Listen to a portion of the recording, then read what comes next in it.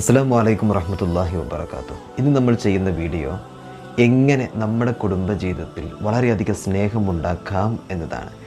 ഭാര്യ ഭർത്തൃ ബന്ധത്തിനിടയിൽ എങ്ങനെ വലിയ സ്നേഹബന്ധം നമുക്ക് മുന്നോട്ട് കൊണ്ടുപോകാൻ കഴിയും, അത് നമ്മൾ വളരെയധികം അറിയേണ്ടതായിട്ടുള്ള പ്രധാനപ്പെട്ട ഒരു വിഷയമാണ്.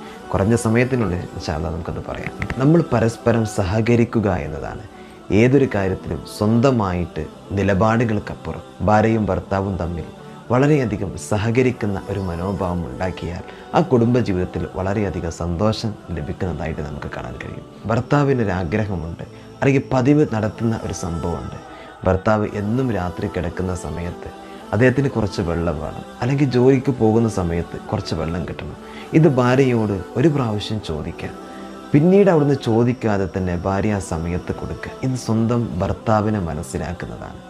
അതേപോലെ തന്നെ നമ്മളിങ്ങനെ ജോലി കഴിഞ്ഞ് വരുന്ന സമയത്ത് ഭർത്താവിന് ഭാര്യയ്ക്ക് ഏറ്റവും കൂടുതൽ ഇഷ്ടമുള്ള ഒരു വസ്തുവിനെ നമ്മൾ റോഡരികിൽ കണ്ടു.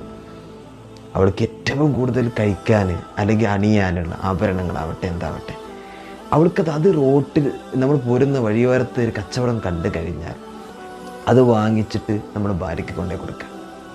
ഇതൊക്കെ കുടുംബജീവിതത്തിൽ വളരെയധികം സന്തോഷങ്ങൾ ലഭിക്കാനുള്ള കാരണങ്ങളാണ്. ഇന്ന് നമ്മുടെയൊക്കെ കുടുംബജീവിതങ്ങൾ തകരുന്നത് ഇങ്ങനെയുള്ള പ്രവണതകളൊന്നും വീട്ടിനുള്ളിൽ ഇല്ല എന്നതാണ്. ആലോചിച്ചിട്ടുണ്ടോ നിങ്ങൾ?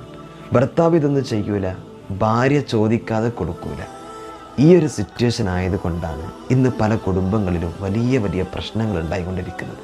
ഈ ഒരു ചെറിയ സംഭവം നമ്മുടെ ജീവിതത്തിൽ നമ്മൾ ശ്രദ്ധിച്ചു കഴിഞ്ഞാൽ നമ്മുടെ കുടുംബജീവിതത്തിൽ വളരെയധികം വിജയം നമുക്കുണ്ടാക്കിയെടുക്കാൻ കഴിയും. അല്ലാഹു സുബ്ഹാനഹു വ തആല നമ്മുടെ കുടുംബജീവിതം അല്ലാഹു റാഹത്തിലും സന്തോഷത്തിലുമാക്കട്ടെ. പരസ്പരം സഹകരിച്ച് പരസ്പരം സഹായിച്ച് മുന്നോട്ട് പോകുന്ന ഒരു നല്ല കുടുംബജീവിതം അല്ലാഹു നമുക്ക് എല്ലാവർക്കും നൽകി അനുഗ്രഹിക്കട്ടെ. ആമീൻ. അസ്സലാമു അലൈക്കും വറഹ്മത്തുള്ളാഹി.